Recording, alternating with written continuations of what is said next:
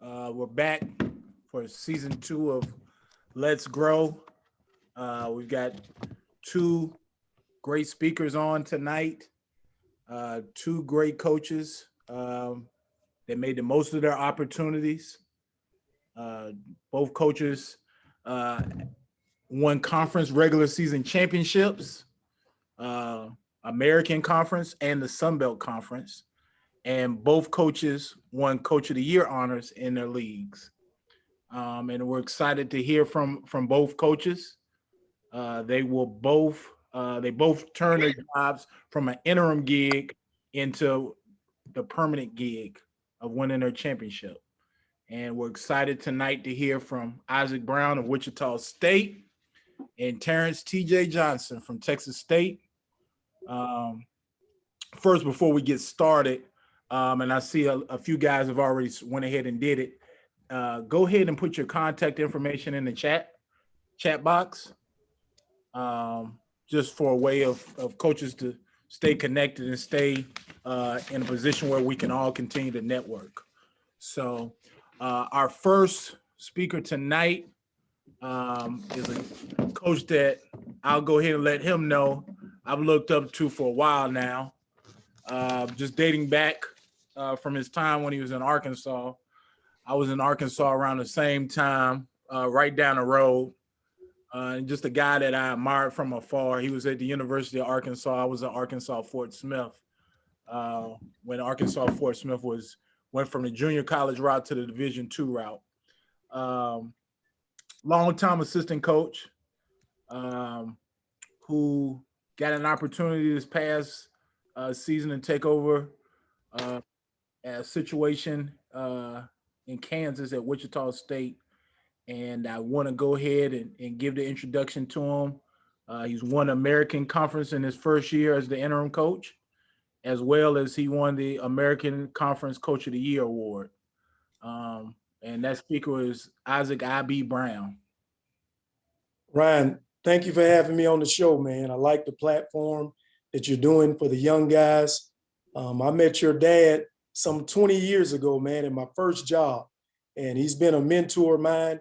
He recruited one of my first players, and Tick, I know you remember this. The kid name was Malcolm Battles, and Tick Price signed him at Memphis back in the day. I just wanted to talk to you guys today, and hopefully this can help, one of you young assistants or anybody that's trying to move up or just trying to, get their foot in the coaching door. I would say two things I wanted to talk about tonight is aligning yourself with the right people. You have to align yourself with the right people, because in this business, you don't get jobs because of wins and losses. You're going to get jobs because of who you know. All right. That's number one. Number two, you got to be able to fit in, man, because you're going to be working with a lot of guys that got different egos. So you're going to have to be able to fit in and just be able to do your job. I'm originally from Pascagoula, Mississippi. I played college basketball at Texas A&M for Kermit Davis. I started coaching. My first coaching job was at my high school. I was assistant coach. My first college job was at Okaloosa Walton Community College. Again, I'm talking about aligning yourself with the right people. I got a job at Okaloosa Walton because the head coach there was Bruce Stewart, and Bruce recruited me back in the day. He was the head coach at Middle Tennessee State. I worked with Bruce for 3 years. And when I'm talking about fitting in, my job as the assistant was just to go get players. And I had no problem with that. Only time I showed up in Florida was on game day, Wednesday and Saturday. So I was on the road a lot, but I built a lot of relationships, and that helped me get a Division I job. My next job was at South Alabama. The reason I got that job was because of a relationship. My high school teammate, Dale Brown, who played at Kentucky, played with John Pelfrey. I worked with Coach Pelfrey for 5 years at South Alabama. We won back-to-back championships. He ended up getting the Arkansas job. I went to Arkansas to work with him. After 3 years, we were struggling, and I got demoted to the basketball operations spot. That was a setback for me. I didn't understand it at the time. 2 days later, I got the Arkansas State job, and it was a blessing from God. because that job helped prepare me to be a head coach. Again, aligning yourself with the right people. John Brady was a guy from Mississippi. John Brady recruited and coached one of my high school teammates, a guy named Antonio Harvey. We had a relationship. After working with Coach Brady, I learned a lot. I was recruiting. I was on the floor coaching. I was doing practice plans, game time decisions. He was giving me a lot of different tasks that helped me to become a head coach. My next job was at Louisiana Tech. I went to work for a guy named Michael White. Mike is the head coach right now at the University of Florida. Worked for Mike for 3 years. We won back-to-back championships, and I felt like I needed to get to a higher level in order to get a job. I got a call one night from Greg Heyer, and Greg Heyer was assistant coach at Wichita State at the time. He said, "Brown, are you interested in a Wichita State job?" I said, "Greg, as long as no interview process, he's going to give me the job, I will come." 2 days later, Coach Marshall called me, and I'm talking to you about building relationships. When I was at Okaloosa Walton Community College, he recruited a bunch of my guys that he knew that probably wouldn't come to Winthrop, but I had no problem giving him their phone numbers. So we had a good relationship. I ended up getting a job at Wichita State, and they had 2 big-time assistants here at the time. Greg Heyer, when I got here, he was a big-time workout guy. He was working with the guards. Steve Forbes, who is now the head coach at Wake Forest, he was working with the big guys. And I talked to you about fitting in. When you get to a college, sometimes you just got to fit in. And when I got here, I wasn't able to work out any of the guys because they were working them out. But you know what? I got out there and I guarded the guys. So I was involved with the workout. You got to be able to fit in to move up in this game and to be able to work with people. Steve Forbes took the Wake Forest job. The East Tennessee State job. Greg Heyer took the LSU job. All of a sudden, Donnie Jones came to work with us. I learned a lot from Donnie Jones, you know, a guy that was at the University of Florida, a guy that had been the head coach at Central Florida, about just being organized. Coach Jones left. He took the Stetson job, and I was here with Coach. I didn't go recruiting as much. I was the guy that knew the system, so I stayed back and I helped Coach with all the practice plans, running the practices, and making sure I had all the scouting reports ready. And I think that path helped prepare me for the opportunity that was about to come. The next season, Coach Marshall resigned. The athletic director came to me and basically said, "Isaac, look, I'm going to give you the interim job. I'm not going to promise you you're going to be my next head coach, but you got an opportunity and this is your chance." I'll never forget my first meeting with the players. I talked to those guys about coming together, that you got to trust the process. Give me an opportunity. I'm going to go 110% with you guys every day. I'm going to go hard and make sure that we're prepared for every game. My best 3 players, all 3 of those guys had my back. I'll never forget the first day we went into practice, and I challenged those 3 players and I went at them hard. But what it did by me going at those guys, it put everybody else in line, that if those guys could take coaching from me, they could take coaching from me. We had a successful season. Those guys bought in. Our first adversity, I remember we played Oklahoma State, and Cade Cunningham hit a shot at the buzzer. And after we were walking into the locker room, all I could think about was, man, why didn't I run somebody at him? I had all these excuses in my head of what I could have done different in that game. But when I walked in that locker room, the first thing I told those guys was, look, we can't point fingers and we can't start listening to your mamas, your daddies, your AAU coaches, whoever. We lost the game, so we got to get better. That's what we got to do. No matter what, we cannot point fingers. The next game we played Missouri. We lost that game. Nobody pointed fingers. Those guys finally started to come together. We kept chipping away. We won a conference championship. The AD gave me an opportunity.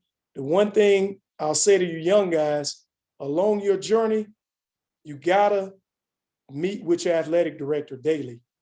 None of my other jobs did I ever meet with the athletic director. South Alabama, Arkansas, Louisiana Tech, none of those jobs. I didn't know those guys at all. When I got here, Darren Boatwright, who was at Alabama, you know, me being from Mississippi, when he introduced himself, when we talked, it wasn't about basketball a lot of times. Sometimes I'll just go to his office and talk to him about the Alabama football game, the Mississippi State football game. But I had a relationship with him. So when that opportunity came, he gave me the interim job. He trusted me with the program. I had a lot of really good players that backed me. Players can make you look really smart. And I just kept it 100 with those guys. And I just wanted to sit on here today and talk with you guys about your journeys. Some of your journeys are going to be different. I started out at a high school. I left there. I went to a junior college. I was assistant coach for 19 years before I got an opportunity to be a head coach. So if you can do two things that I think that'll help you along your journey, is align yourself with the right people. And that's why I'm on this Zoom tonight, because Coach Price's son, Tick, was one of the first guys I met back in the day. He would come down and recruit my guys. We would go out to eat. Every time I went to a basketball event, I can't think of the name of the tournament in Lake Charles, but we would always chop it up, go out to eat. And I just had a good relationship with him. And then you got to fit in, man, because everywhere you go, it's going to be a guy that thinks he's smarter than you. You just got to be able to do your job, help the program out, and anything you can do to help them be successful and keep good relationships. No matter where you are coaching, I would say if you get a phone call from a coach and you got a big time player, and this is for all the AAU coaches and high school coaches, I don't care what level he is. He could be a pro. If it's a Division II guy calling about your player, give him the number, because you never know where that Division II coach will be down the line. I hope that helped you guys out, and I'll be willing to answer any questions you got, and feel free to email or call me anytime. I want you guys to be successful. And Coach Price, thanks for giving me the opportunity to speak to the guys. Coach Brown, thank you so much for coming on. We'll do the question part here after Coach Johnson speaks. Our next speaker is a guy that I've gotten to know for quite a bit of time. 20-year relationship. And we have we've seen each other through a lot of things. Him as a college coach, him as an AAU coach, he as a college coach, me as a high school coach, but we've always stayed connected. He's definitely someone that's a guy that I look up to, or I try to get a chance to talk to as much as I can, as much as possible. He is a Southern graduate, so I got my Southern shirt on. So he is a big time Southern guy. But he is another guy as well that got a chance his first year as the interim to win a conference championship. He won the Sun Belt Conference Championship his first season, and then he also won the Coach of the Year award in the Sun Belt. Did a remarkable job in just his first year, and really excited for him as well. Just like Coach Brown, excited and proud of those guys. Our next speaker is Terrence T.J. Johnson. I appreciate it, Price, man. Thank you guys for having me on, man. IB is a brother of mine. That's my guy. We go back a while. It's always a pleasure to share a platform with him. It's always really, really good to kind of look out amongst you guys and just see, you know, someone trying to get better. Like if you're on here, you're trying to get better. So, you know, I've been on these for quite some time throughout the pandemic, and I can't say that there's one that I got off where I felt like I wasted my time. And that's the one thing that we can't get back. So I'll try to do my best to be brief, as well as, you know, to kind of provide you guys with anything that you can pass on, because that's what it's about. So, man, humbled and appreciative, Ryan. I appreciate it, man. Thank you very much. And, you know, I was going to do it. As long as you don't have on a Grambling shirt, man, you can call me for anything, man.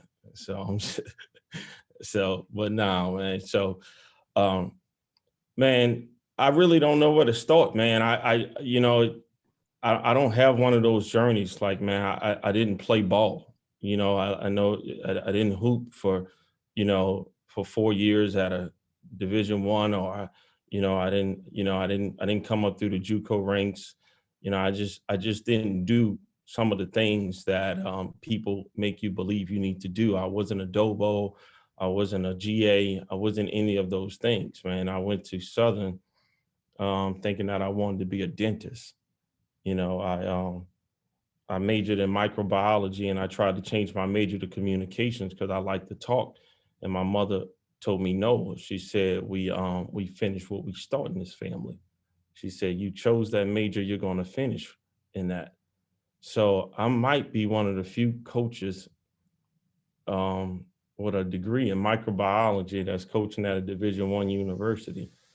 Um, and I'm gonna be honest with you, man. I learned a lot about myself at Southern. I think college is good, man. You learn as much about yourself and about life as you will about any particular subject matter. Um, but my journey has found me here. And what I've done in the past is I've often questioned whether or not I'm making the right choices. Um, I made a shift in my life. Ryan he he knows two of my close friends, Hollis Price and Quantas White. Uh, you know, Traveling back and forth from Louisiana to watch those guys play at University of Oklahoma was my first real taste of big time Division I basketball. And from that moment forward, I thought, man, this is pretty cool, and this is intense. This is this is what living is, being able to compete at this level, go to elite eights and final fours and so on and so forth. So I wanted to get around it just a little bit more, so I started coaching AAU basketball as I was transitioning from a boy to a man. And listen, don't get it twisted. I know you hear me say from a boy to a man, but the scariest day of my life, and I'm saying this respectfully, I see Steve is on here. We grew up in New Orleans, and we know we've been involved in some scary situations growing up in that place. But the scariest day of my life is the day I graduated from Southern University. I didn't have a I didn't have a script. I didn't have a schedule. I didn't know what I was going to do the next day. I was working at Home Depot. All I knew was I graduated, and it felt really, really good, but I didn't know what tomorrow was about. So as I tried to figure out whether or not I was going to dental school or not, I started teaching at St. Bernard High School in right outside of New Orleans for a guy by the name of Butch Stockton, who's still hanging on in there and coaching at Chalmette High School down there. So Coach Stockton gave me my first job as a JV coach, and I also started coaching AAU. And throughout that whole process, man, I just wanted something to help the day go by. To be honest with you, I was like, man, I just want to get to the night, because when I get to the night, I'm going out, I'm going run the street, do this. I'm 23, 24 years old. I just wanted to hang, you know. And then 3 years of doing that, I mean, it sounded like a long time for you guys, but it flew by for me. So but 3 years of doing that, and I Katrina came in and really, really blessed me, to be honest with you. I don't know. I know many people have lost loved ones, and so have I. I lost everything I owned in it. To be honest with you, I decided I was gonna hop in a Hollis's brand new vet with a bag about this big, and left everything I owned in a 4-bedroom house. Um, but it blessed me, man, to be honest with you, because man, I was content. I was complacent. I was just happy with just the same old, getting up, doing the same old thing. I'm gonna talk to you guys about a couple of things. First of all, man, complacency is is death by lethal injection. Man, I'm gonna impress upon you to start embracing things in your life that are difficult. I'm going to ask you to think about the toughest day that you've ever had, and it probably was a long time ago. It probably wasn't yesterday. And look at where you are now. So as I look at Hurricane Katrina and what it did for me, it was a blessing. I'm gonna be honest with you. I wouldn't be half the man I am now had it not been for that. Because it washed away just the entitlement.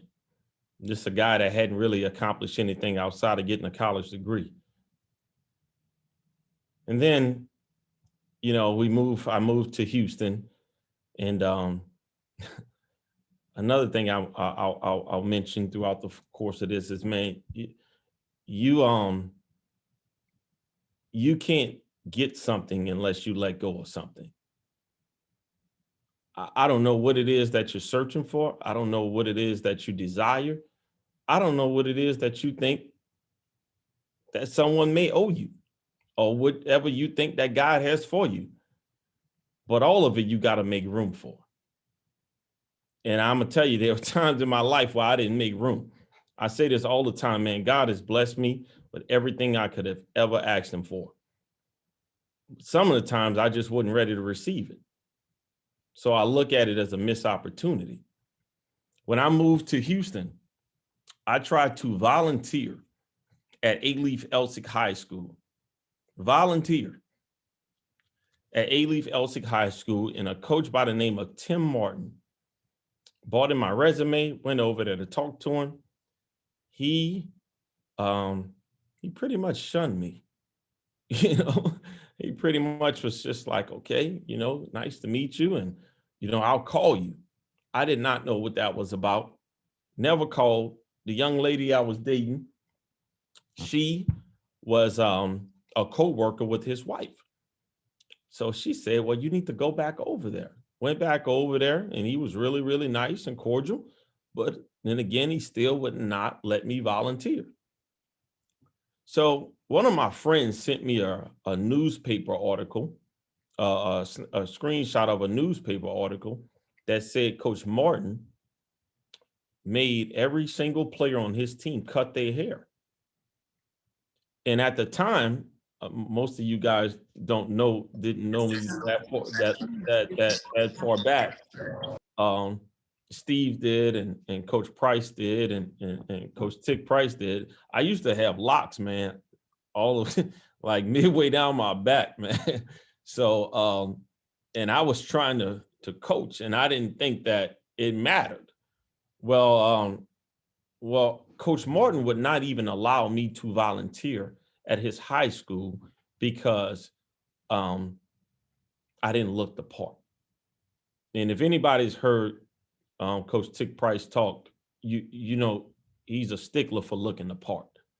You know, you got to dress and carry yourself as a coach and as a leader of men.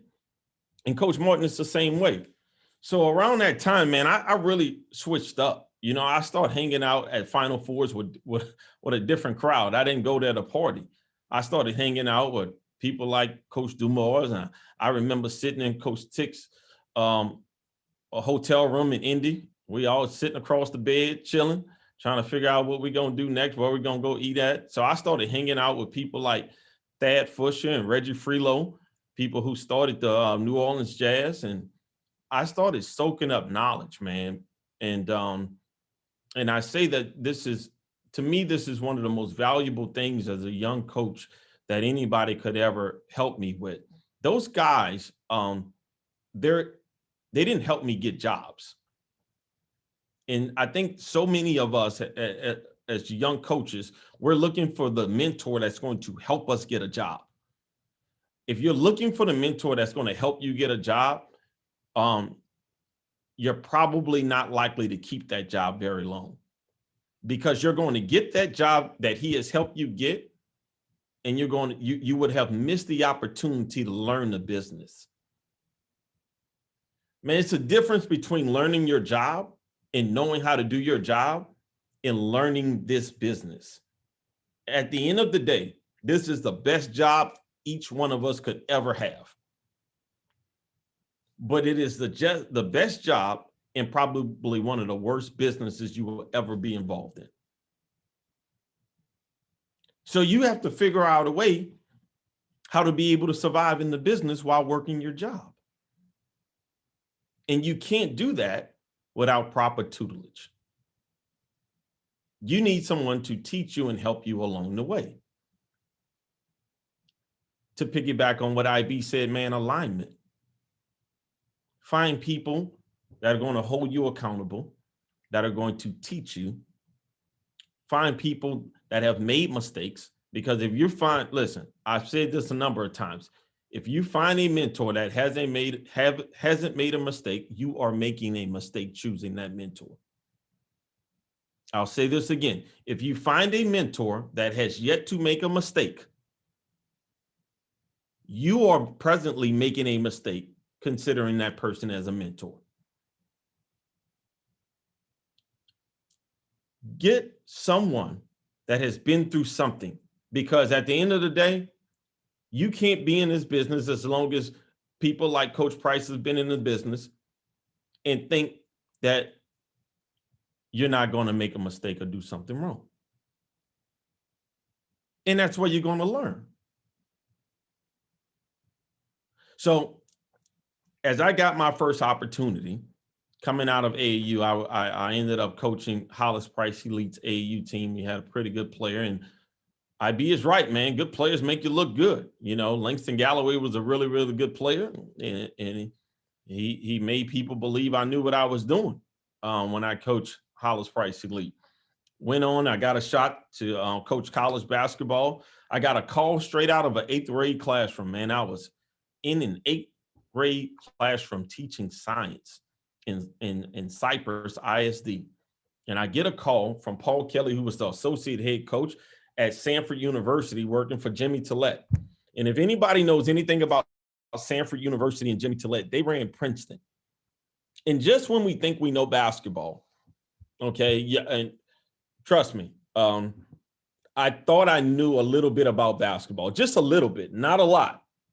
Not a lot. I still don't know a lot, just a little bit, until I accepted that job at $38,000. I took that job making $10,000 less than I was making as a middle school teacher. $10,000 less. And if you haven't taken a job making less money, if no one on this call has taken a job making less, like left a job making more money to take to follow a dream, then just wait, because you're going to be put in that predicament. If you really want to do this, to be honest with you, it just don't go like that. You know what I'm saying? It just, your life, not in this business.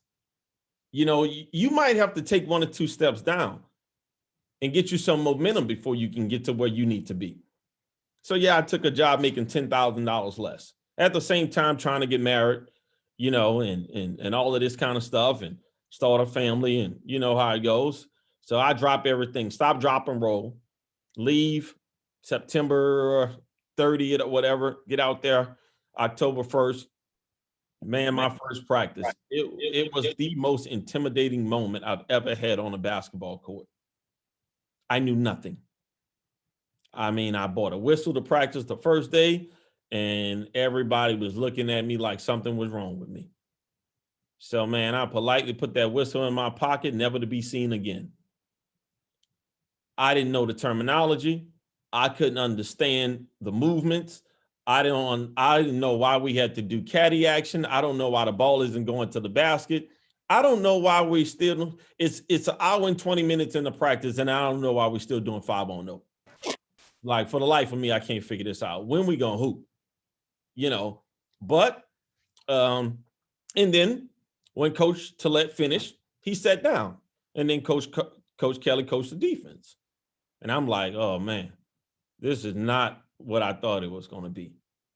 Well, that's what it was. It was an opportunity for me to grow, step outside of my comfort zone, and just be in a setting. So I'm from New Orleans. It's a city of six. I mean, I think I went to Warren Easton. I think we might have had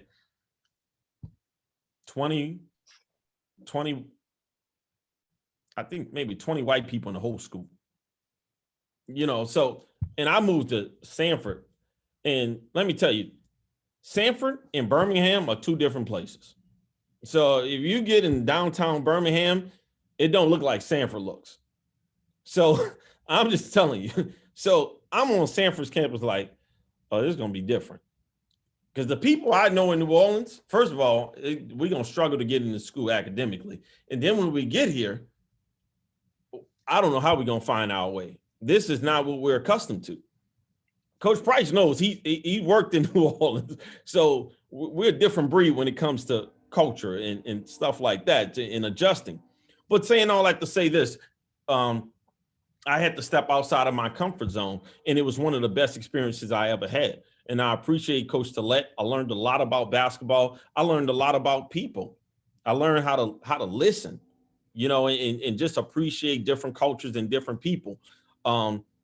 And it was a great opportunity for me to step foot in this business. But 2 years later, we get a new AD with an old coach. And if you haven't ever experienced that combination, be careful, because it's inevitable. It's going to happen. You'll get an older coach and you'll get a new AD. And then that new AD is going to think that he needs to bring in his guy. And then no matter what that old coach has done, he's going to make a change. He just is. And that's what the AD did. He made a change really, really quick. So I was out of a job, not knowing that it would have impacted me the way it did, because in this business, we don't get many opportunities. Everyone in here has either said it or heard it. You get your one shot. You don't have many opportunities. Let me tell you, we're the only business where people tell you that. If you get fired in corporate America, nobody says you only get one shot at that. If you lose your job as a teacher, you only get one shot at it. But in this job, it's a one-hit wonder. I mean, that's added pressure we put on ourselves, man. You be careful with that, because what happens is you can possibly go into depression like I did. I came back. I was depressed. Depressed so much to where I moved back to Houston and lost myself. Did things that I shouldn't have been doing. I was a married man, not acting like I was married. Price, I got one for you, man. If you really, really want to, we should have about 3 times as many people that we have on here for a really, really good one. Get some guys on here that got the job and lost the marriage and lost the wife, because it happens, guys. I'm a straight shooter, bro. I'm super transparent. I ain't got nothing to lose here. I'm playing with house money, bro. Like it really happens. So we try to get these jobs, and in turn, we just lose. We lose ourselves. Be careful in busting your ass to get a job, and at the same time, losing yourself, losing your identity, losing everything that you felt like you are outside of a coach, a husband, a father, a man, an upstanding citizen, a truth teller, a mentor. You're going to lose all of that behind this job if you don't learn the business. So what did I do? Well, I just got back to doing what I knew.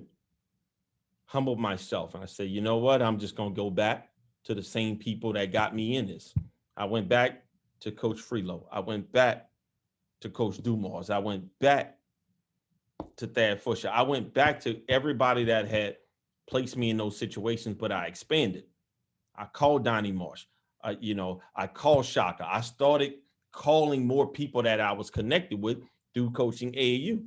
Started coaching AAU again.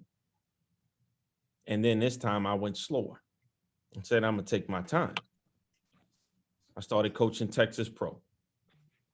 I was blessed to be connected with who I think is one of the smartest people I know in Marlon Lowe. And he helped shape my mind, toughen me up in a lot of different ways, hold me accountable, guide me and put me in the right spots, give me a platform to kind of lead these young men. And I started chipping away and getting myself out of that stage. But it all started when an OG by Coach Alvin Brooks at Lamar snatched me up and said that I want you to coach a 6th grade team at an affluent private school. Look at all of the steps down that you have to take throughout all of this. Some of us are just so concerned about the forward steps. Just look at all the steps down. There's more. Because after I get back into the business, my first year here, I mean, we go 15 and 16, I get a call from the Big 12. They offer me a job. I might be the only person in here that turned down a job, a $75,000 raise to go to the Big 12. I said, man, this don't feel right. I called Donnie Marsh. I said, Coach, I think I'm about to do something that is probably not very smart. He said, what's that, TJ? I said, I don't think I'm taking that job. He started laughing. He said, you're not going to take that job? I said, I'm not taking that job. He said, you going to stay there with the guy you with? I said, man, I think so. He said, wow. He said, well, I'll tell you this. He said, God speaks to you in 3 languages in this business. When it comes to a job, he's going to tell you slow, no, or go. He didn't tell me no. He told me slow. And he didn't tell me go. So I didn't go.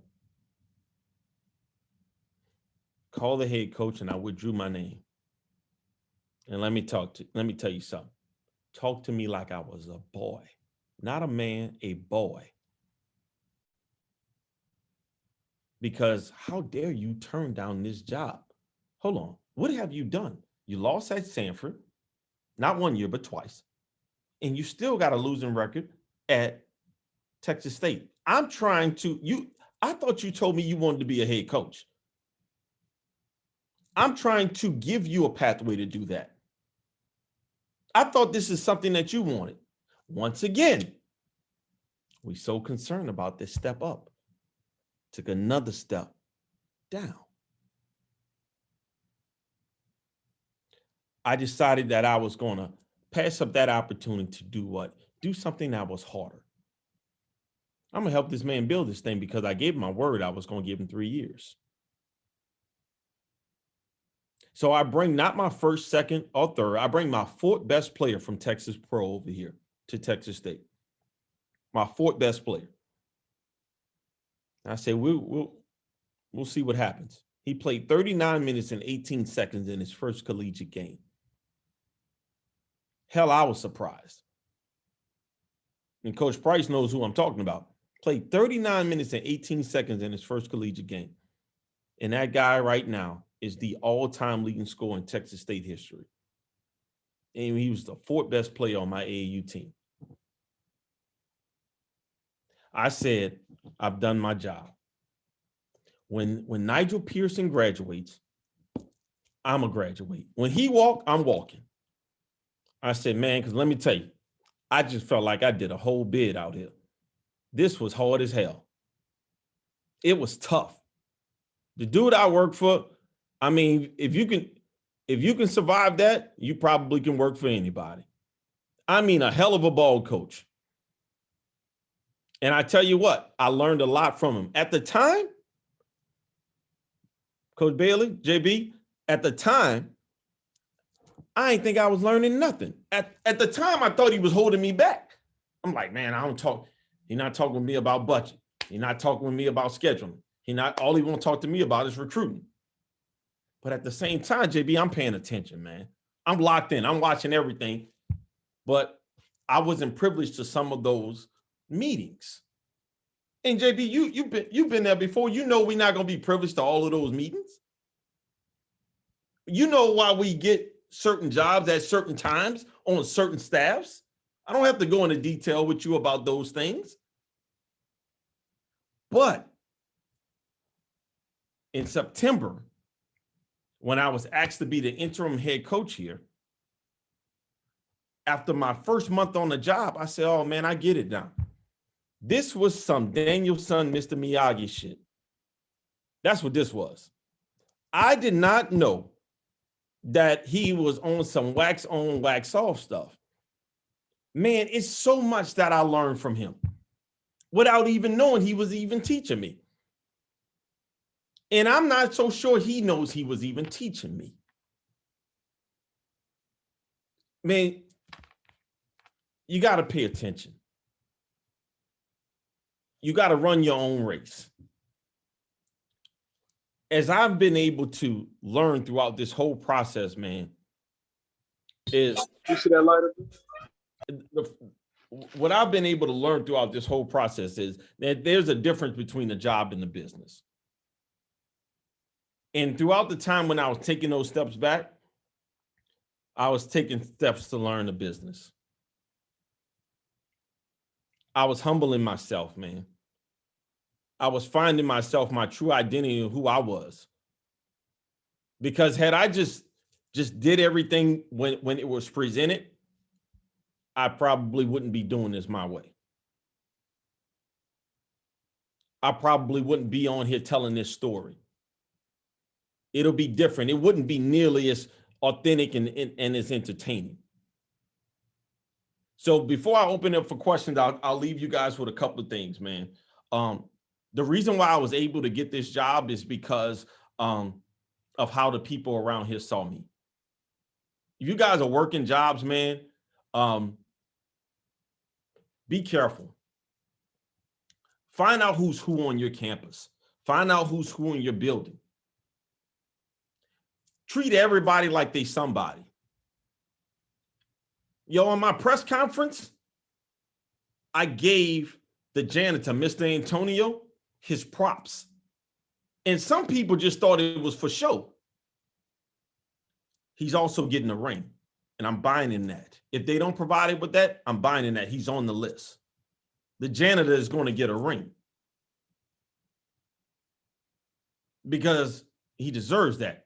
Because when I'm in here to 1 o'clock, like I had Benny in here last night, to 1 o'clock in the morning, yeah, when I'm leaving out, Mr. Antonio is either walking in or walking out with me. He's working that hard to make sure that this place looks well kept. And I appreciate that because he's dedicated to the cause. And when we win, you know what he says? We played well last night. And when we lose, you know what he says? That was a tough one, but we gonna bounce back. Oh, you one of us. That's alignment, like IB said. You just align yourself with the right people. So when I'm talking to my guys, I'm like, man, we gotta find a way how to work as hard as Mr. Antonio. All right, because you guys claim you're trying to go to the league. He's just working to send money back home to Mexico to his mom and dad. The next thing I'm gonna leave you guys with is, man, you gotta be willing to sacrifice something, bro. And it don't necessarily have to be your wife. Don't be this dude. I took a hard L. Don't be that stupid. They got other things you can let go of. She ain't the problem. You got to be willing to sacrifice something, man.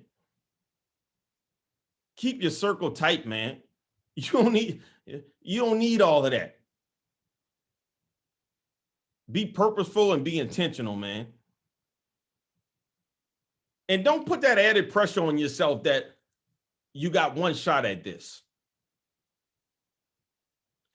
It's an opportunity, bro. Make the most of it.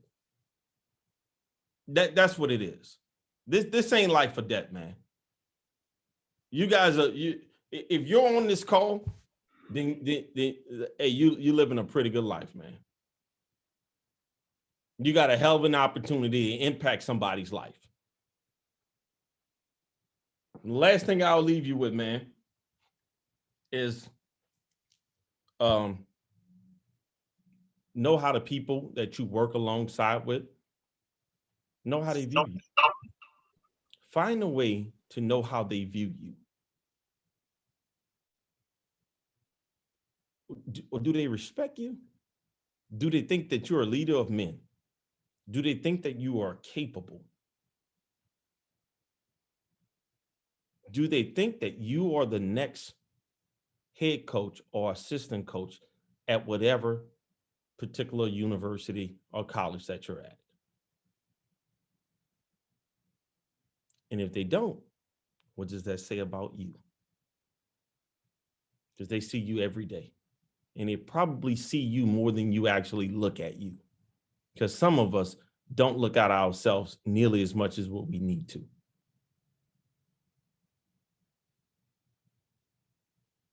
At the end of the day, bro, this is a great opportunity for me. I am blessed, man. This is not my story. This is God's story. And I will tell it any day, every day, all day. Price, man, I appreciate it, man. I want to open this up for questions. I know people have questions for IB. And if I can help you guys in any way, you know, certainly shoot me a text, give me a call, and you know, and we'll link up for sure. Coach Johnson, man, we appreciate your words, man. I appreciate the honesty. I don't know if a lot of coaches would open up and give their story the way you just gave it.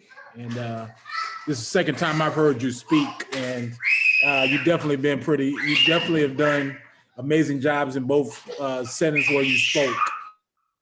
We'll go ahead and open things up for questions. I'm sorry for the noise in the background. I got a 2-year-old, but we'll go ahead and open things up for questions. Anybody that has questions, go ahead and ask away for both coaches. Wow, I think both of you guys did a great job in presenting, pointing to the people on this Zoom call. IB, TJ, thanks, man, for all that you poured into us. I just have one question for both of you. I kind of took over a program similar from an interim standpoint. Both of you took over programs that was a little bit under controversial situations. How did you make the adjustment from being the assistant coach to being the interim coach to put yourself in a position to become the head coach? I know you did your interview being the interim coach, but kind of share with us what you did to put yourself in that position to get that head coaching tag now. And I'll shut up and let you speak. IB. You know, when I was given the interim job, like I said, I didn't know if I was getting an interview. He basically told me that he was going to open it up, and at the end of the year, he would talk to me. But every day he would come by and visit with me. I think the biggest thing was the fact that we had no issues. You know, we were organized, practice, games, everything was ran smoothly. The players bought in, the players believed in me, and they had my back a lot. So they were always visiting with the athletic director, basically stamping me as the head coach. Again, they had to go out and win basketball games. But like Coach just said, you know, you got to know the people around you, treat everybody nice. I would say nobody on this campus could ever say anything bad that I was doing off the floor, whether I was hanging out, whether I was drinking, whether I was running women, none of that. So I had no baggage. The one thing they knew that, you know, we basically had won a championship. We got to the NCAA tournament and the players backed me 100%. And I made sure the players were taken care of off the floor with all the COVID stuff going on. I made sure those guys, I was meeting with them every day. I had to meet with the players every day. I was talking with their families, just trying to stay organized and meeting with the athletic director. But again, I think the biggest thing was just the fact that, we were organized, we were winning, the players believed in me, and everything ran smoothly. Yeah, I would have to piggyback on what IB said, man. The less the baggage, the better. Be honest with you, I didn't have any infractions regarding compliance or anything like that. Man, I lived in a little one-bedroom shack that I just moved out of. What was that, Friday? Paying $900 a month. Man, I'm telling you, that's all I needed. I needed a place where I can lay my head that I did not feel comfortable living. So if I didn't feel comfortable living there, then I mean I was going to spend my time in the office. So they saw me as a worker.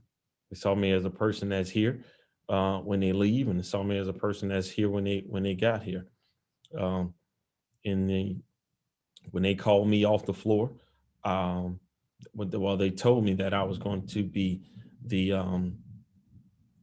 point of contact, when the investigation started. After the investigation concluded, they told me that they think I've earned the right to be the interim head coach this year. They said basically they did not have a winning season before I got here. Texas State hadn't had a winning season for 7 years, I think, before Danny got here, and then 2 years after he got here. And, since I've been here, I think we've averaged right at 20 wins a season. So they felt like I've earned the right. In doing so, Coach Price, this is where I think it got interesting for me. The question was never about Danny and his ability to coach. I mean, he knocking on 600. I think he like 15 wins, 14 wins away from 600. There's no question he can coach. He wasn't very much liked around here. So it was a culture thing. Now, he cleaned up a certain culture, but he didn't provide a climate and an atmosphere that some of the people around here felt comfortable with. So the first thing that I did was I made it all about the players, every single thing. The culture when I first got here, it was the head coach. It was DK's way. Well, I don't have 500, 600 wins. It can't be my way. Hell, I'm still finding my way. So the culture is mental, emotional, and physical health, well-being. Everything that we do is focused on that. If that jeopardizes any one of our 15 student athletes, we're not doing it. And they knew I was serious when I canceled practice the first 3 practices. So by me, I had to set a tone, coach, and let them know that this was going to be different and it was going to be bigger than basketball. And I think that that's when this shift started in the way of thinking.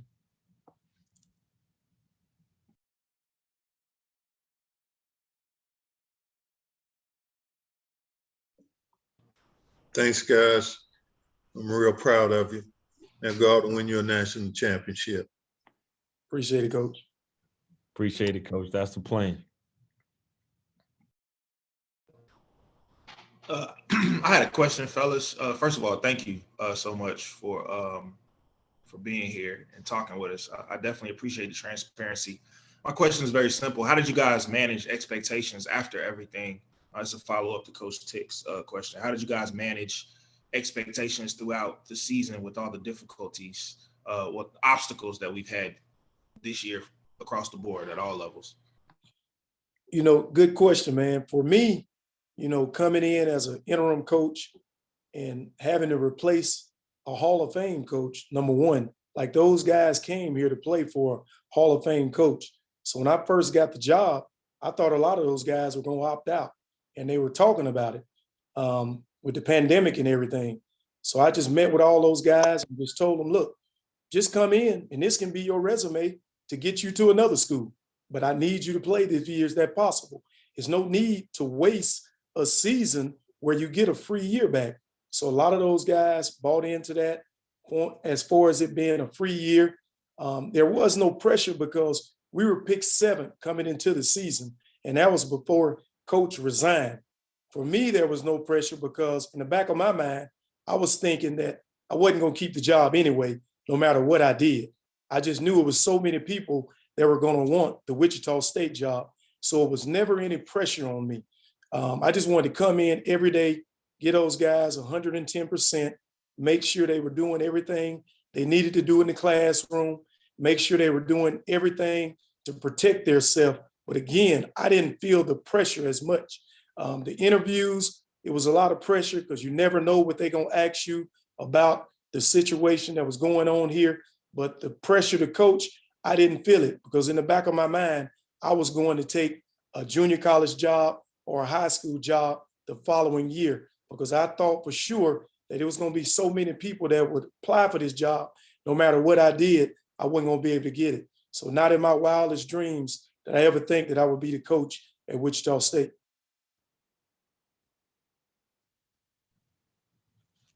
I'm with you on that, IB. Man, as far as pressure and expectations, the best thing that happened to us is we lost to an NEIA team. And my associate head coach and really good friend, Benny Seltzer, he hugged me after we lost. And he says, you know what? This ain't so bad. I said, you think? I said, hell, I got to go sit in front of these cameras now and explain to these people why the hell we just lost to an NEIA team and we got to write them a check. You know, so he said, nah. He said, this is what you're going to have. He said, whoever was just hanging around because it was Texas State basketball and they still holding on to, you know, Danny's brain and all of that stuff. He said, man, all of those people are off you. He said, you'll know who your true supporters are after this. He said, if you do something that hadn't been done in 22 tries, be it good or bad, it's your program. He said, unfortunately, we lost a game that we hadn't lost to a non-D1 in 22 tries. He said, but this is your program now. He said, so do it the way you want to do it. So we stopped speaking about Coach Casper in practice. We started doing things the way we want to do it. I just changed up everything. I changed up practice. I said, hey, no more Monday practice. I said Monday is just for you guys. I said, we're gonna do 5-on-0 and we're gonna work on skill development. That's what we're gonna do. So what I did was, man, I minimized and I just kind of minimized the I would say just it wasn't that important to me what other people thought. And I made my team believe that it wasn't that important what other people thought. So all we needed to go after that, James, was just go 1-0. Forget the league, forget that. Oh, we just go 1-0. We got the only game that we're concerned about is the one that we're playing. And it helped me get past the very first press conference. You know, the crazy thing is no one on this campus had spoken about Coach Casper because it wasn't allowed. It was, you know, it was an open investigation. And then the university gave a statement and no one else had spoken until media day for men's basketball. So I was the first person on this campus to answer questions regarding Coach Casper. And I didn't dodge any of them. Because if I had dodged one of them, the next interview, they would have asked me the same question that I dodged. I got it out the way early. I answered every single question regarding Coach Casper. And I didn't have to answer any more questions about Coach Casper the rest of the season.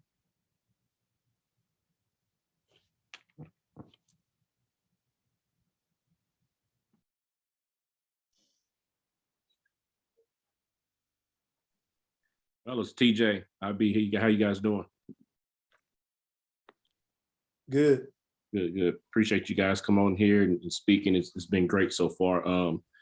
I want to ask you guys if you can elaborate a little bit more with everybody else on this call about betting on yourself. And I know TJ, you spoke about having to take levels down sometimes, and I know you said you've been dismissed from Sanford, and IB, you've been assistant coach for 19 years. Can you tell everybody on the Zoom call how important it is to bet on yourself in order to get where you want to go and achieve your dream? Yeah, you got to have confidence in yourself. And like I said, aligning yourself with the right people, but being able to do a good job at whatever job you work.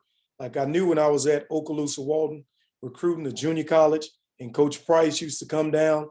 My role wasn't to coach on the floor. I would be gone Monday, Tuesday, Thursday, and Sunday every week. The only time I came back was on Wednesday and Saturdays for basketball game.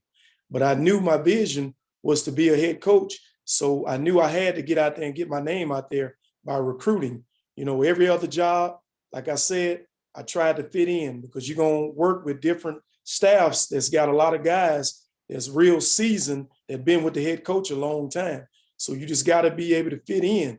The number one key to betting on yourself is you got to keep a job. You know what I'm saying? You just got to keep chipping away. It's going to be some setbacks. When I was at South Alabama, Coach Pelfrey, love him to death, worked with him for 8 years. But when he first got the job at Arkansas, I didn't go with him. It took like 2 to 3 weeks. And another guy that didn't go with him at the time is a guy named Matt Figures. I don't know if you guys know him, but he's head coach at Texas Rio Grande. Me and Matt Figures waited for 2 weeks in Mobile, Alabama, before we got the call to Arkansas. All right. When I got to Arkansas, I wasn't the first guy to go, but when we started to struggle, I was the first guy to get demoted. That was a setback. But again, that was God putting me down a path that helped me more. I went to Arkansas State, and John Brady gave me different responsibilities that helped me grow as a coach. I get to Louisiana Tech, and I'm working with Michael White. Me and Mike White talk once a week. But when I was at Louisiana Tech, we won back-to-back championships. Michael White turned down Minnesota, all right, because I was trying to get to a higher level to help me to become a head coach. He turned down Texas Tech. He turned down Tennessee. So I was saying to myself, man, I got to get to a higher level in order to be able to get me a job. So I ended up leaving, coming to Wichita State.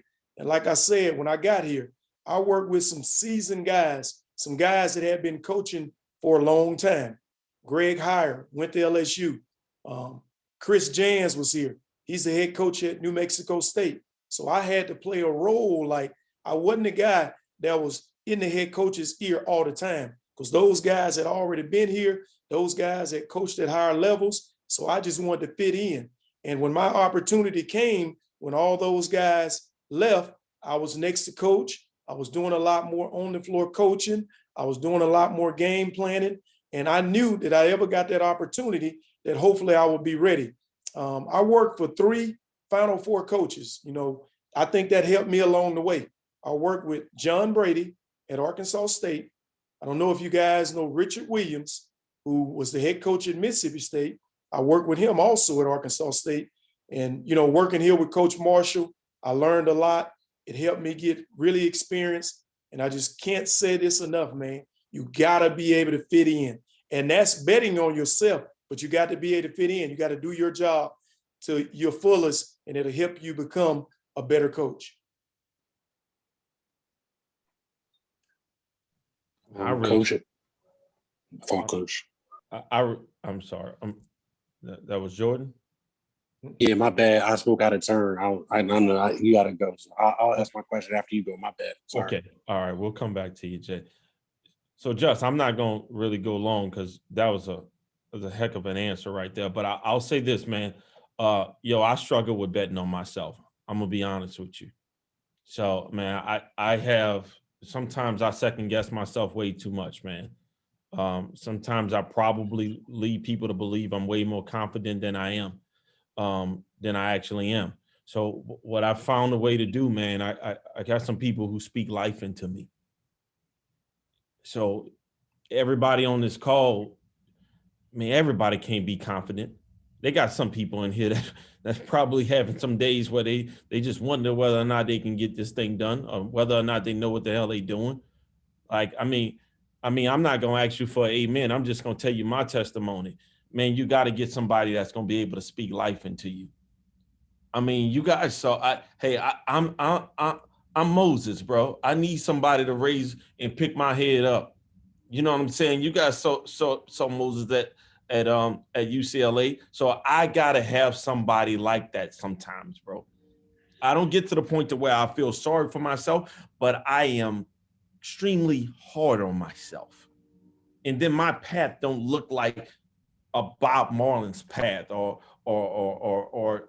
other people in this league path, you know, Coach Walker's path, or, you know, people I gotta sit across from and try to figure out how we gonna win a game, bro. So I struggle with that, with betting on myself. But I would encourage you to do this, man. Man, that is a fight you have to welcome. Before you can beat UL Lafayette, man, you gotta beat yourself. You gotta beat the part of you that does not think that you are good enough for whatever the reason. That's the dude that I gotta beat every single day. And let me tell you, beating that dude, if I can beat that dude, I can beat anybody. Beating him is way harder than beating anybody in our league. That's just, I mean, I'm just gonna be honest with you. I'm gonna shoot you a buck.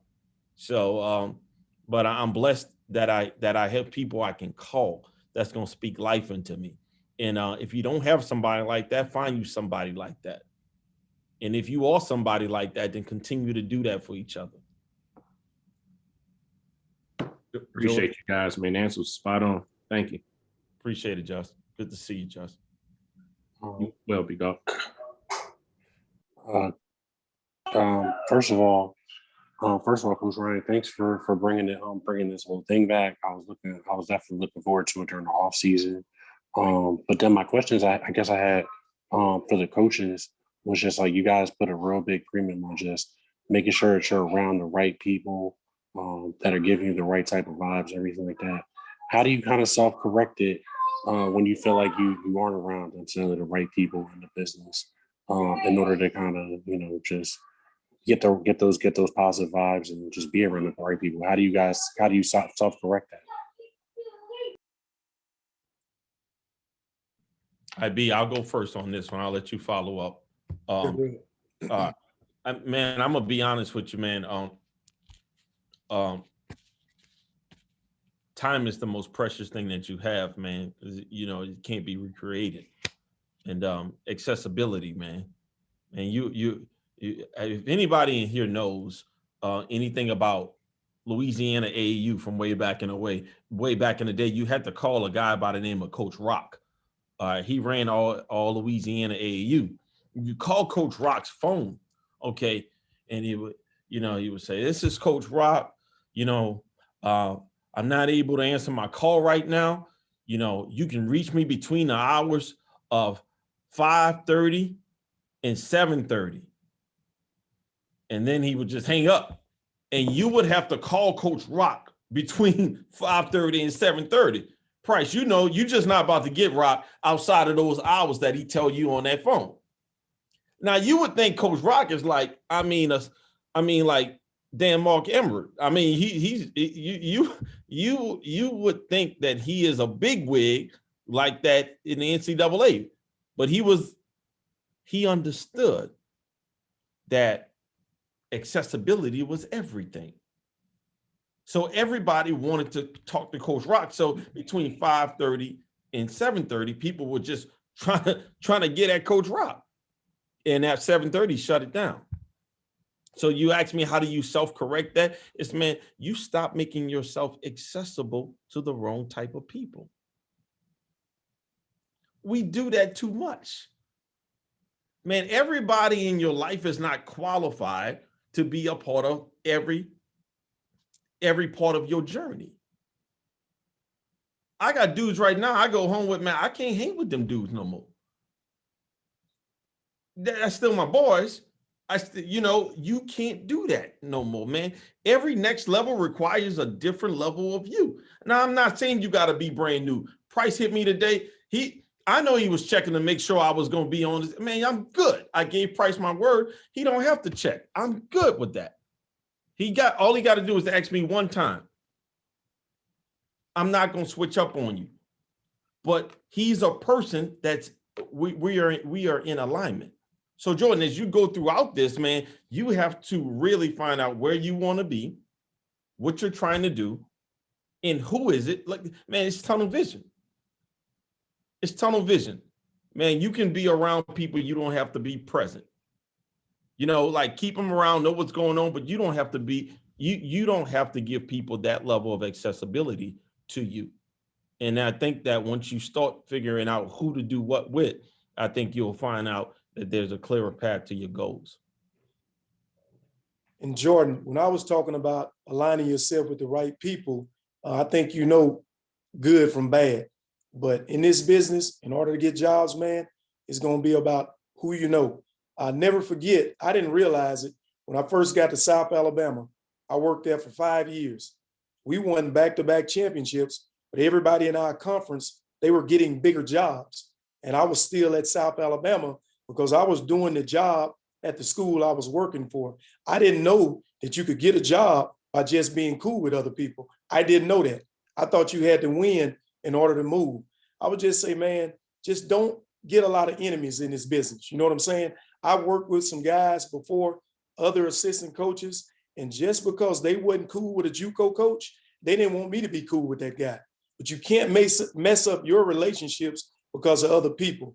So you got to align yourself with the right people. My first job, like I said, at Okaloosa Walton Junior College, it was because that guy recruited me to go to Middle Tennessee State. But I wasn't an asshole in the recruiting process. I was honest with the guy and told him I wanted to play at a bigger school, and I went to Texas A&M. All right. My next job at South Alabama, I'll never forget it. I don't know if you know John Pelfrey. If you ever watched the game between Duke and Kentucky, he was the guy that was guarding Christian Laettner that hit the shot. When I first met Coach Pelfrey, it was in 92, 93 in New Orleans. Him and my high school teammate were on the same team. I never forget, I sat in the room with him and we just talked basketball and we talked about the game versus Michigan the next day. 8 years, fast forward, I had never had another conversation with him, but it was time to get the job. That guy remembered it. So you got to build those relationships. My job at Wichita State, all the assistant coaches here, at some point, I passed across. Greg Heyer, when he was at Chipola, he was assistant at Wichita State. When I went to South Alabama, I helped him get 2 players, all right? Chris Jans, when he was at Chipola, I helped him get 2 players. So we had a relationship. Steve Forbes, who's a head coach at Wake Forest now, when I was at Okaloosa Walton Community College, he recruited my players. But I wasn't like a lot of junior college coaches. Now, I'm not going to say all JUCO coaches, but just remember this. If you coach JUCO or AAU and somebody call about one of your players, just give them the info. It don't matter if they recruit them or not. Let them do their job because you never know where that guy will be down the line. So that's the one thing I would say. I never had any enemies. Anytime someone needed information from me, I gave it to them, man. I wanted people to be able to do their job. Hey, Jordan, let me piggyback on that because Price, you know this from way back, man. We got to do a better job of giving information, guys. I agree with IB, man. Stop harboring information. If you guys want people to kind of rely on you and see you as a trusted tool and network guy, like give the information. Price, you remember when I was an AAU coach, you was a college coach. I gave you, if Price called me for a guy and he said, hey, tell me about Chris Moore. I said, well, this is what I know about Chris Moore. And then I said, listen, if you're looking for someone that fits that bill, I gave him 3 more names after that, just in case he didn't like Chris Moore. Guys, if you have a network and you want to expand it, give the information. Because at the end of the day, if you tell me you in this to help kids, then man, they got way more kids that need help than what we helping. Try to help as many as you can. Give the information, give the names. I agree with IB. Give the information to these coaches. And then what's going to happen is they're going to say, somebody going to call Ryan, you're going to ask him about a kid. Say, listen, man, I'm telling you who you need to call. Call Jordan Ingram down there. If he don't know the kid, he knows somebody that knows the kid. And that's just how it goes, man. And then after that, that guy's going to start saying your name and saying the same thing. So if we can do a better job of doing that, man, just give the information and let's help kids. Yeah, thanks for your time answering the question. I forgot to say, I coached Overbrook High School out in Philly. Okay. All right, Jordan. Thank you, man. I have a question for both of the panelists. Coach Sean Tucker, Salisbury University, men's basketball. There was always an elephant in the room about African-American coaches getting an opportunity to become head coaches. Kind of fast forward, and this has been a great year for hires for Black coaches. When it's all said and done, I know it's kind of maybe a tough question. You know, what is going to be your legacy that you said that you left this year, becoming one of those African-American coaches that were hired at this time, especially the race relations that were going on?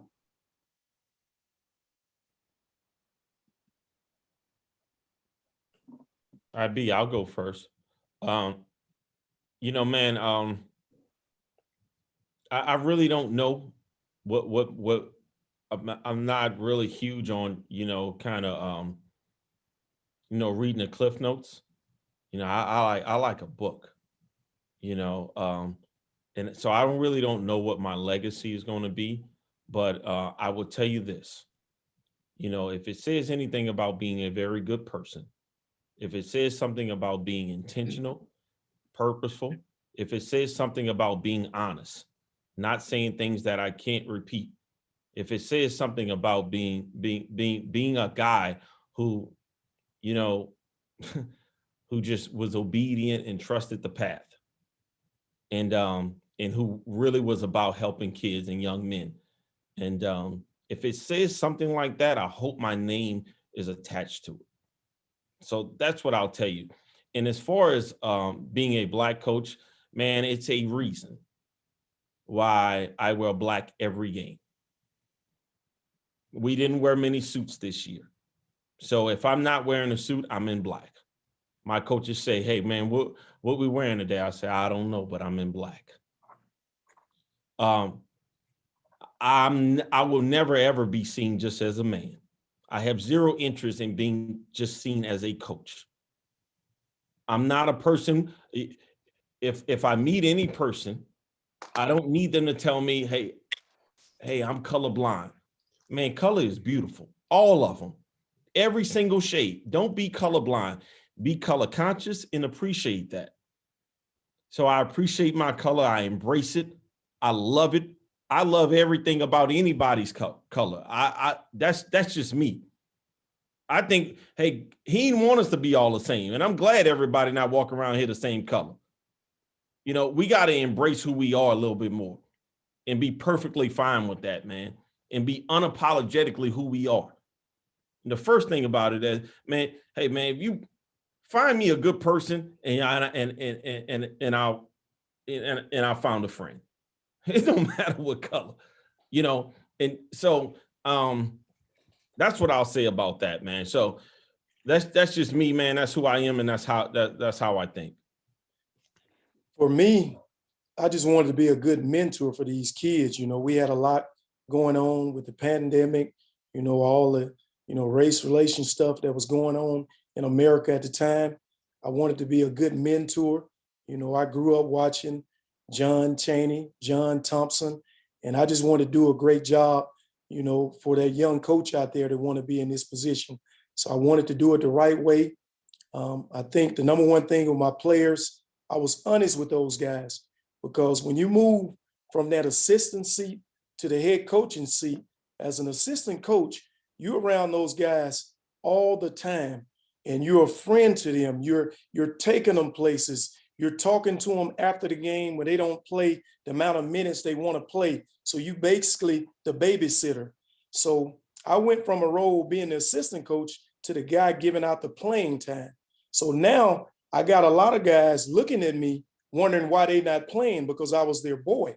But I would say the biggest thing I gave them guys, I had to be honest with them. I said, look, I'm playing the best players. It's not anything to do with me not liking you, me not wanting to be your friend. But the bottom line, I got to win basketball games. So I wanted to be a good mentor for them guys. And I had to be honest with them as the head coach because everybody can't play the same amount of minutes. Thank you, too. I appreciate it.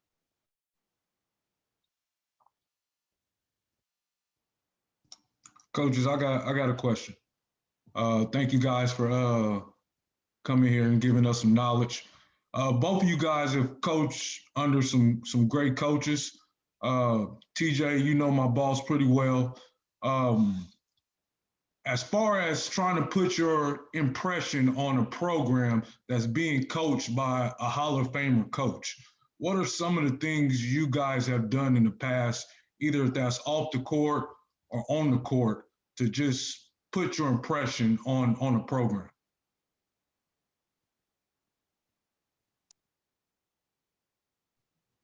I would say certainly IB has way more experience in this than me, but I would say, man, the first thing that I had to do here was I needed to find a way, and you have to do this with Crump. You just do. You have to get those guys. You have to build this bridge because he's not going to adapt to them. It's just not going to happen. You know, they got to adapt to him. He's old school, man. He's going to run that thing his way. So you have to get them to understand that correction is not criticism. You know, that there's a difference between teaching and coaching when he's doing those things. You have to make his job easier by making those guys way more coachable than what they came in as being. And then you have to find a way how to get coach to see those guys a little away from the game and not see those guys as their mistakes, because coach is going to, a lot of times, I know him. So you know, he gonna let you know what that joke is. Either that joke it out, that joke it out. So you got to get him to see those kids as a little bit more than what they appear to be at those times. So and you do a really good job of that, man. You do a really, really good job of that. So learning your boss as well as you knowing, and also, man, making his job easier by helping him connect with those guys and getting those guys to be just one day better at being coachable. And I think that the way you do that is you continue to build strong relationships, and you want to be the best at your job. You know what I'm saying? This for you, man, this is a dream job, and helping him succeed is all that you want to do. My biggest thing here when I first got the job, I just wanted to make sure these guys understood why we were winning basketball games at Wichita State. We don't get 5-star players. We don't get 4-star players. The program has always been built on defending, rebounding, and playing with toughness. So that was the biggest thing I wanted to do. I wanted to keep that policy around. And guys walking through that door, we had a new team. We had 7 new players. And early on, a lot of guys didn't understand why they were playing. I had one kid that was playing about 30 minutes a game, but he was struggling from the field. But the reason he was able to get on the basketball floor, he was defending at a high level, he was rebounding at a high level, and he was playing with toughness. And I think the young guys bought into that, because a lot of times you get kids coming right out of high school and they think it's all about offense. It's not all about offense. On offense, all I want you to do is play together as a team and take good shots. The reason we win basketball games here is because we defended, we rebound, and we played with toughness. So I would say, you know, that's something that I think anybody can use at any level when it comes to winning basketball games. I appreciate y'all. Appreciate it. And IB, I'm from Wichita. You did some great things, and you got a lot of people, you know, bagging you in the town, man. So I appreciate it. Appreciate it, man. My first job was at a JUCO in Florida, Okaloosa Walton, back in the day, like I talked about. Florida got good JUCO basketball. I'll be looking forward to watching you guys next year and just keep doing what you're doing, bro.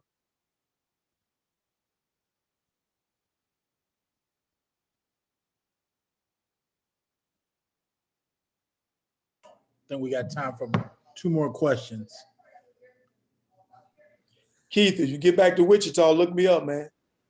Will do, Coach. Will do. Coach TJ, I have a question for you.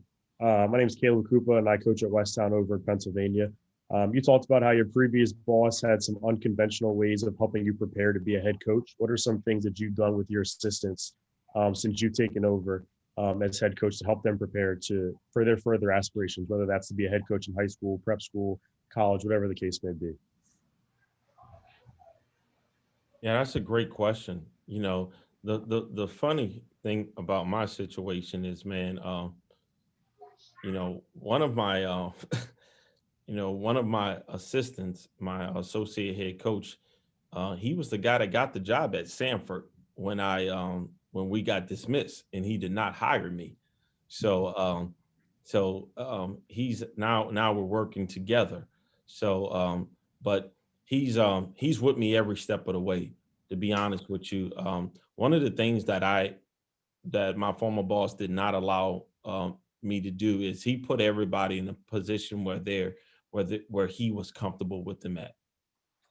Well, I'm putting everybody in a position that's going to take them out of their comfort zone. It's a little bit different. So I'm giving them an accountability partner. So I have 2 people on scheduling. I have 2 people on gear. I have 2 people on community relations. You know, so I have someone that is working with, because I agree with IB, man. You got to learn to work with people, you know, and I'm going to shift that around, you know, if the Lord say the same is his plan. If this is the same staff in the next couple of years, it'll shift around again. Guys are not going to get comfortable because, man, one thing that I can tell you for a fact is I ain't had a comfortable day in this chair yet. I don't know about IB, but TSR, man, this shit here is real. I'm gonna be honest with you, man. Whatever you think it is, whatever somebody done told you about being a head coach, it's no one that has lied to you. How about that? Every single person that has told you anything about being a head coach has told you the truth. The day just hadn't come yet. It's going to be like that on one day. It's real, man. And I'm not a sugarcoater, bro. I'm going to shoot you straight. It's hard. It ain't for everybody. There ain't got many of us around here, especially many successful ones. So so if something is hard, you know, the best way to combat hard, being prepared. Because when you're prepared, you're confident. So so that's what I'm doing, man. I'm getting these guys out their comfort zone. And you know what else I'm doing? I'm holding them to the standard that they claim that they're holding the kids to. Because a lot of times we don't do that as coaches, bro. Just keep it a buck. We got to start doing a better job of that. You know, like we get mad at them for being late, but hell, we creeping in a meeting that they don't see us in 5 minutes late, talking about I was in the bathroom or I needed to take a call. You know, stop walking into y'all meetings on the phone, man. Get off the phone. You know what I'm saying? Yeah, hold it. You ain't got to lose balls. Y'all young enough. You know what I'm saying? So just hold yourself to a higher standard. I'm just setting standards here, man. I would say it goes back to my junior college days where all I did was recruit. And at the time, I enjoyed that, but I knew nothing about being a head coach. Like TJ said, I just wanted to get the balls out and, you know, play 5-on-5. When I got to Wichita State, I take that back. When I got to Arkansas State and I was able to work with John Brady, he gave me a lot of different tasks, man. He allowed me to write a practice plan. He allowed me to do the individual workouts. He allowed me to do a lot more game planning for teams we're about to play. When I got here to work with Coach Marshall, I would say that's the one thing he did. The number one thing he did a great job of helping guys prepare to be head coaches. He gave you a lot of tasks, individual workouts, We did all that stuff in the summer. Coach would come watch it, but he made us do it. He would give you out scouting reports, and he wanted it to be detailed, so those things are something that, my assistant coaches, I want them to do individual scouting reports, individual workouts. I want them to be able to write up practice plans. Sometimes I used to just call into the office and say, hey man, write up the practice plan. And you'll be amazed how much that helps you grow. When I first got the head job here, I had never been a head coach, had never called a timeout. I wanted somebody around me that had head coaching experience. A lot of guys would have been scared to do that. They probably would have said, well, this looked like I can't coach. It wasn't about that. I wanted the best thing for the kids and for the program. I went out and hired a coach that I met when I was in 11th grade. He was an AAU coach at the time. He recruited me when he got the job at Texas A&M back in 1990, 91. I never worked for him. Not one day did I work for Billy Kennedy. But again, I didn't hold a grudge about that, not working for him. You know what I'm saying? We were still good friends. He was my mentor. He was a head coach at Murray State. He was a head coach at Texas A&M. But I wanted to hire someone that had called the time out. So I hired Billy Kennedy. But the three things I'll give my guys, I want them to be able to do individual workouts. I want them to be able to do scouting reports, and I want them to be able to do writing up practice plans. All that stuff will help you grow to be a head coach. Thank you both.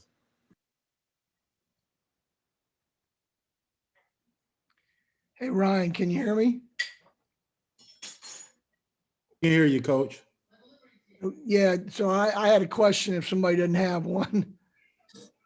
Go ahead, Coach. Okay, so guys, this is a pleasure. There's so much that's been said that's just really makes you think. And so both of you guys said something earlier that's it's just been on my heart, right? And so I'm trying to process it. But one of the things that I keep hearing is about, how we talk about this is a players program. And Coach IB, you said something, man, that I really, really took to heart. But you said that you met with your players on a like, I don't know, I don't want to use the word daily basis, but you said you met with the players. You said you called the parents, and you said that you met with your AD, right? Now, I know both you and Coach TJ, I know this year was a different year. But now when I look at that, I say to myself, okay, as a head coach, did I do that enough, right? When I'm around guys that are experienced, one of the things I hear is like I'm sitting here going, how much should you meet with your players? Is there an organizational method to it? And here's my example, and then I'll be quiet. Like, I know Coach Larinaga, this is years ago when he was at George Mason. So he met with his players every Friday for 10 minutes, like every Friday. It was a non-negotiable, right? I know that one of the things that I took, well, there's two things. One of the things went from GM, but it was really John Kress, is when we started every meeting, we went through everybody on our roster each day. And it was like, tell me where this guy is. Tell me where this guy is. Tell me where this guy is. And I mean, that could be academically, it could be personally, but to me, when I look back on it now, like that's huge, because we want guys to buy into their role. And so my last thing is, and this was something, we're all products of who we work for. So one of the things as a head coach was, for me, that was really big, but it was because of who I worked for. He constantly said something, and it was something really that Coach K uses a lot. What should we be saying, and how should we be saying it? I know for me as a head coach, I asked my staff every day, what should we be saying to them? But most importantly, how should we be saying it to them? Because if a young man is not performing to their abilities, then part of the reason they're not is because that means I don't have the proper relationship with him.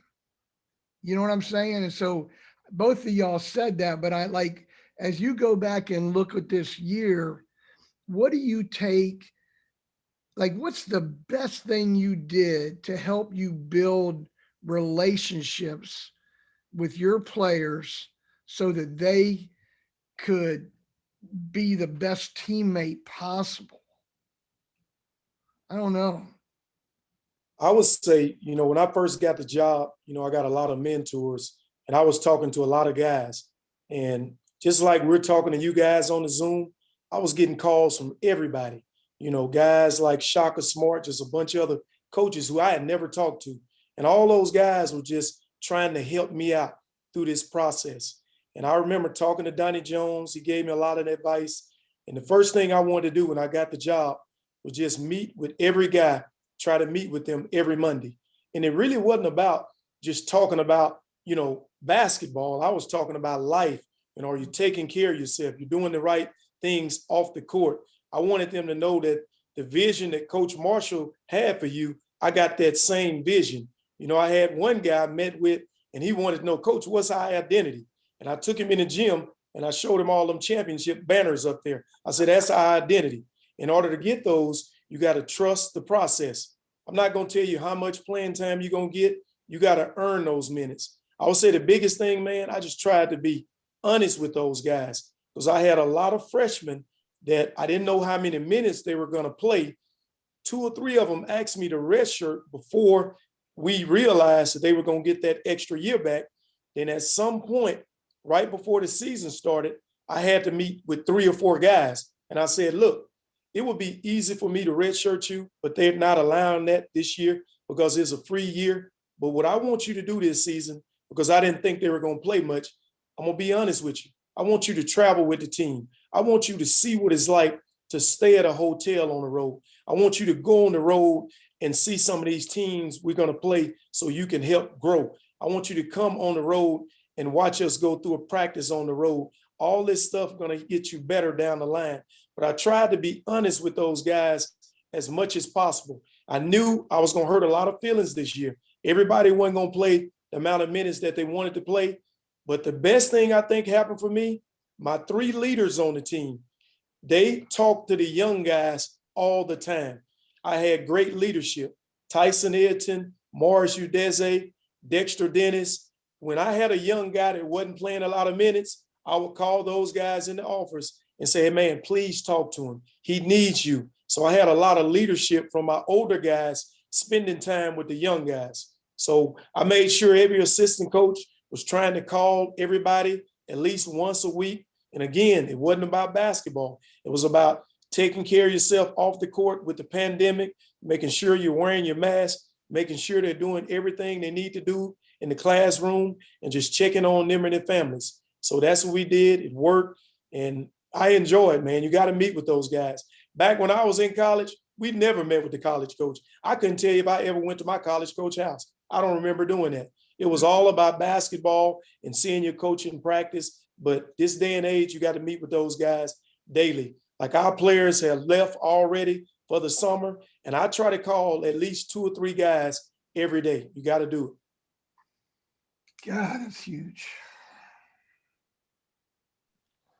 Coach, I'll try to be brief with this because it's a pretty long answer, but I'll say this. One of my midnight calls, and anybody that kind of knows me, I'm up kind of late making some calls. It usually throughout that time it was going to Amir Abdul-Rahim, and he's an hour ahead of me. And I used to apologize for calling him so late. He got me to realize something. He had been helping me throughout this every step of the way. And he got me to realize something. He got me to realize how completely selfish that kids are. And not just basketball players, just kids in general. It's very rare that they want to share something.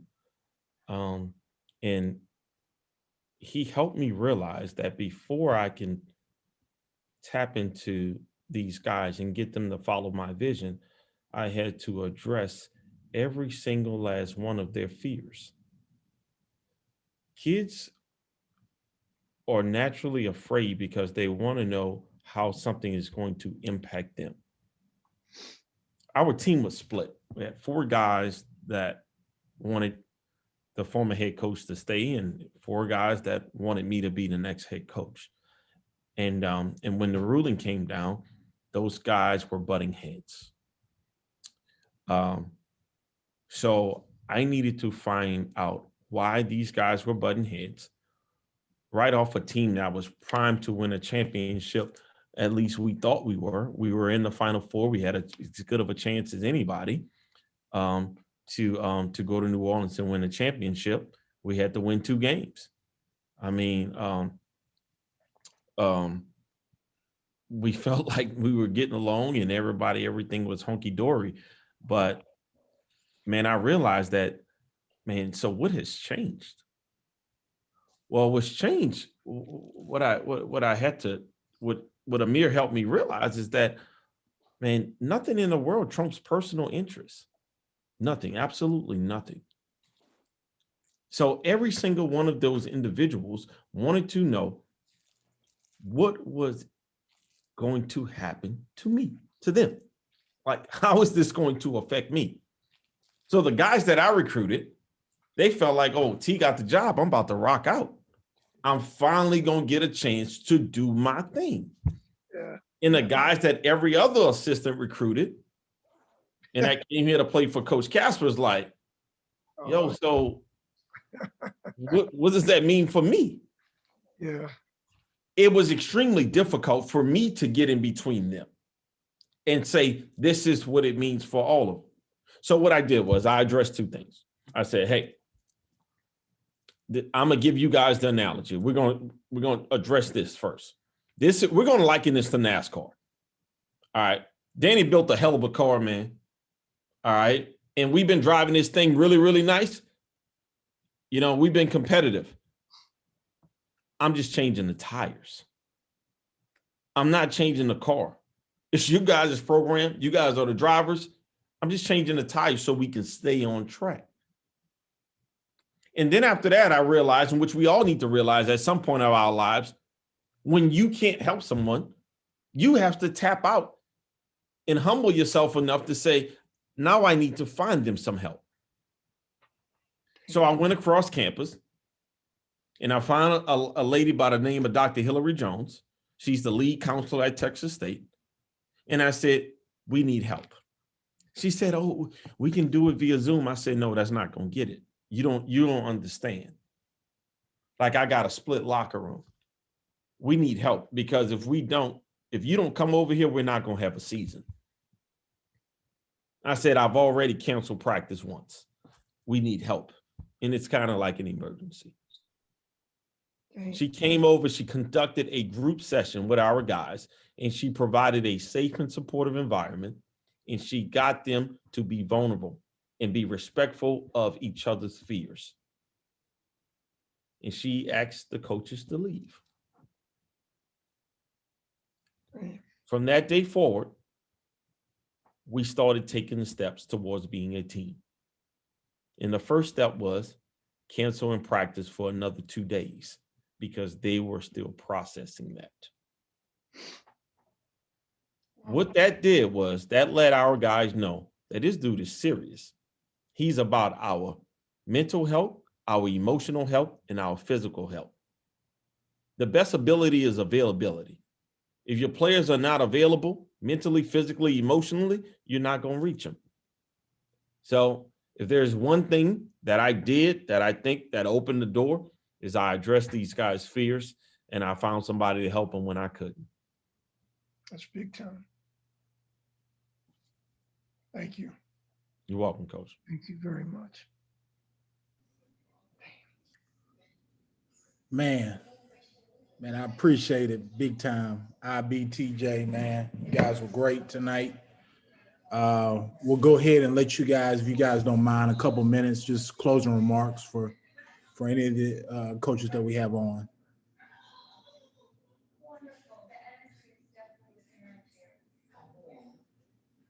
IB, you on mute. You're on mute, IB. Hey, thank you, Price, for having me on the show. Great seeing you, brother. You're doing a great job putting this stuff out for the young coaches. You guys feel free to give me a call at any time. Email me. My cell phone number is 316-558-4756. If you ever got any questions or need any help in the business, feel free to give me a call. Again, keep aligning yourself with people that can help get you jobs and just being able to fit in, man. Those two things are so huge. And if I can help you in any way, feel free to give me a call.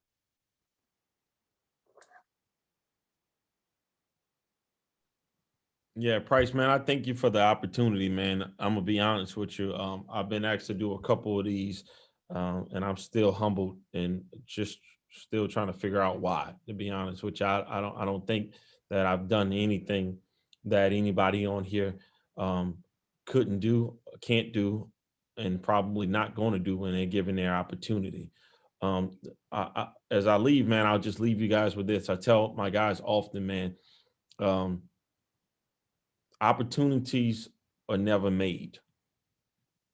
They're not.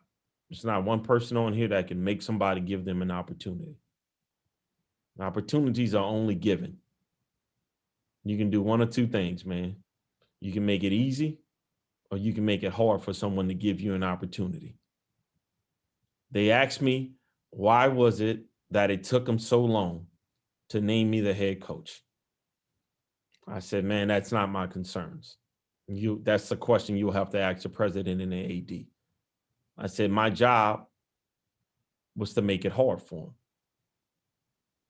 And they said, well, what do you mean by that? I said, well, if they wanted to go in another direction, I wanted to make it hard for them. And in some ways, I did. Make it hard for somebody to tell you no. You know, and if you continue to do that, man, you won't hear no very often. So, man, if I could help any guys in here, man, I'm an open book. I'm gonna give you, I'm gonna give it to you the way it hit me in my life, and that was real. And at the same time, man, I got up.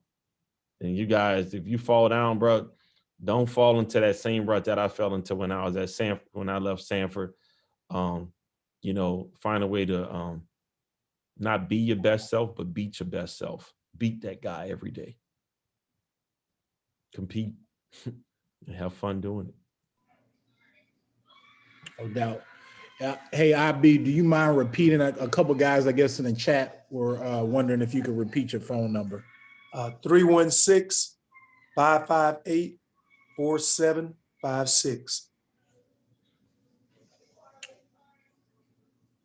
Coaches, man, we appreciate you guys so much, man. And good luck to both of you guys. And hopefully you guys continue what you guys have started in both of you guys' process and transition into becoming a head coach. We will have another Zoom call next Tuesday, 7 p.m. Central. We'll have two more speakers. I'll put that information out over the weekend. I want to take this time. See anybody that got a new job that's on this Zoom, besides Coach Brown and Coach Johnson. I see a couple guys, so don't be bashful. I'm gonna start calling guys out because I'm trying to give you flowers. I did, Coach Price. I transitioned back over to the male side and assistant coach at Salisbury University. Congratulations, Sean Tucker. Congrats, bro. I'll follow up and say that I'm also with Coach Sean. I'm going to be their GA this year. That's awesome. Congratulations, Kaden. I'll follow up and say, man, I just came over to McNeese State, and I appreciate y'all too for talking to us tonight. Congrats, bro. Lake Charles. Sir. Lake Charles. Man, congrats. Yeah, I'll speak up. Amaro Morgan, Loyola University, Chicago.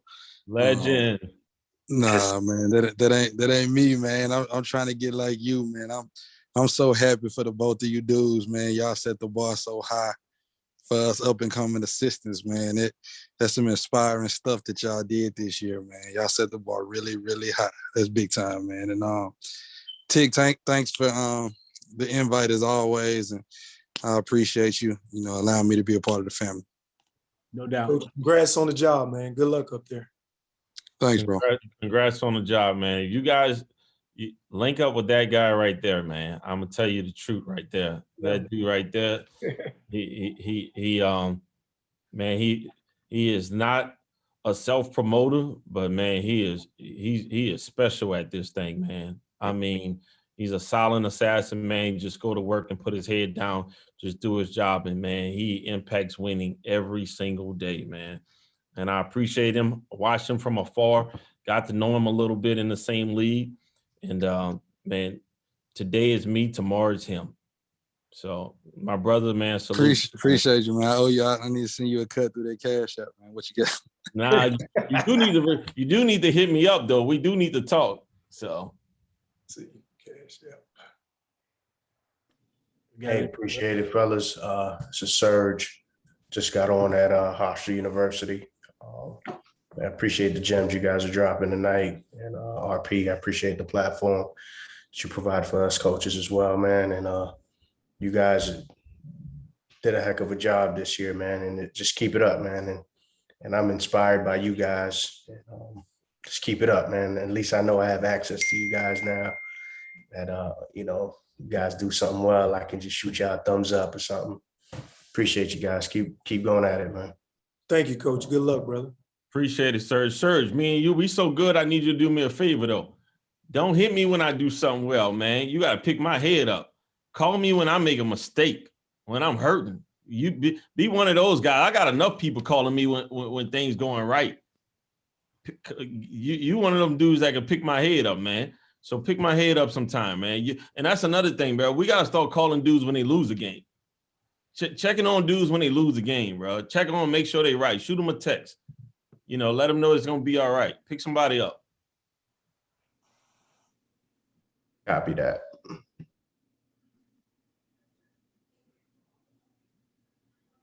Guys, again, congratulations.